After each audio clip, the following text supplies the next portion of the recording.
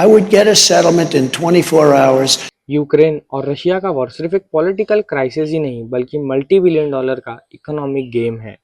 Donald Trump सिर्फ president ही नहीं, Trump की सोच एक बिजनेसमैन की तरह है जो हर डिसीजंस को डील की तरह समझते हैं, फिर चाहे वो ट्रेड डील्स हो, मैन्युफैक्चरिंग जॉब्स हो या फिर ग्लोबल पीस टॉक्स हो। अमेरिका ने अब तक यूक्रेन वॉर में $100 बिलियन से भी ज़्यादा स्पेंड किया है, जिसका डायरेक्ट प्रेशर अमेरिका के टैक्स पेयर्स पर पड़ता है। लेकिन ट्रंप हर कॉन्फ्लिक्ट को एक अपॉर्चुनिटी कंसीडर करते हैं।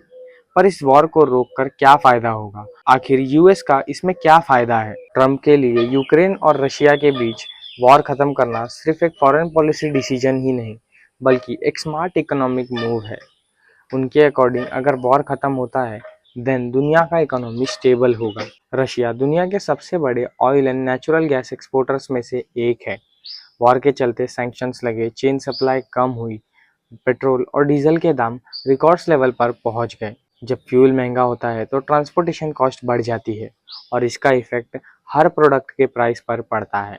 यूक्रेन और रशिया से ग्रेन, फर्टिलाइजर और मेटल्स ब्लैक सी रूट से ट्रांसपोर्ट होते थे, लेकिन वॉर के चलते शिपिंग रिस्की हो गई, इंश्योरेंस कॉस्ट बढ़ गए और इसी के वजह से फूड शॉर्टेज क्रिएट हुआ, वो भी खासकर अफ्रीकन इलाकों में। लेकिन अगर वॉर एंड हो जाती है, देन ट्रेड रूट्स रीओपन होंगे, goods fast and cheap move करेंगे और फिर से फूड शॉर्टेज खत्म हो जाएगा। आखिर यूएस यूक्रेन की मदद क्यों कर रहा है? इसके पीछे दो बड़े मेन रीजंस हैं। सबसे पहले यूएस अपने मिलिट्री पावर्स पर हाई इन्वेस्टमेंट करता है, इसी कारण से वो कई कंट्रीज को मिलिट्री एड सपोर्ट देता है। सेकंड, अगर यूएस यूक्रेन की मदद कर रहा है, देन 100% एक्सचेंज में यूक्रेन से यूएस कुछ ना कुछ डिमांड जरूर करेगा। इसीलिए यूएस और यूक्रेन के बीच मिनरल डील हुई थी।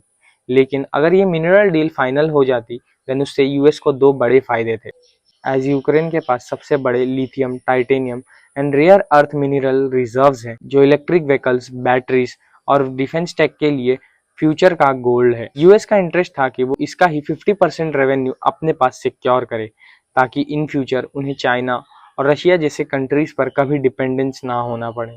1971 में यूएस ने गोल्ड स्टैंडर्ड को लीव किया। डॉलर की ग्लोबल डोमिनेंस को बनाए रखने के लिए नई बैकिंग जरूरी थी। 1974 में यूएस और सऊदी अरेबिया के बीच एक सीक्रेट स्ट्रेटेजिक एग्रीमेंट साइन हुआ, जिसके अकॉर्डिंग सऊदी अरेबिया सिर्फ डॉलर्स में ही अपने क्रूड ऑयल को सेल करेगा। लेकिन यूएस ने इसके बदले में प्रॉमिस किया कि वो सऊदी अरेबिया को मिलिट्री प्रोटेक्शन प्रोवाइड करेगा और उनसे ही क्रूड ऑयल खरीदने का भी अश्योरेंस दिया। यूएस अपने डिफेंस सिस्टम को दूसरे कंट्रीज को सप्लाई करता है और उसके बदले में उनसे डील करता है, या फिर यूएस किसी भी कंट्री की हेल्प करता है और उन पर प्रेशर क्रिएट करता है कि वो हमें एक्सचेंज में कुछ दे। इंडिया ने जब रशिया से ऑयल बाय किया, देन अमेरिका ने इंडिया पर भी 50% टैरिफ लगा दिया।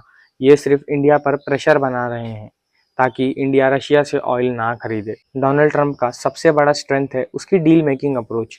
वो इंटरनेशनल पॉलिटिक्स को ट्रेडिशनल डिप्लोमेसी की तरह नहीं देखते, बल्कि इसे एक बिजनेस डील की तरह ट्रीट करते हैं। इसका मतलब है जल्दी सेटलमेंट, म्यूचुअल बेनिफिट और अननेसेसरी टाइम को अवॉइड करना। एक ट्रेडिशनल पॉलिटिशियन किसी भी नेगोशिएशन को स्ट्रेच करता है, लेकिन उनके अकॉर्डिंग प्रोलॉन्ग कॉन्फ्लिक्ट्स इकोनॉमी को डैमेज करते हैं। इसीलिए वो जल्दी से जल्दी नेगोशिएट करने में विश्वास रखते हैं। ट्रंप का डिप्लोमेसी मॉडल है तुम मुझे ये दो, मैं तुम्हें वो दूंगा। वो हर नेगोशिएशन में ये एक्सेप्ट करते हैं कि गिव एंड टेक जरूर हो, ताकि डील फाइनलाइज हो सके। डोनाल्ड ट्रंप एक बेस्ट नेगोशिएटर होने के साथ ही एक पॉलिटिशियन से पहले एक बिगेस्ट इकोनॉमिस्ट भी है।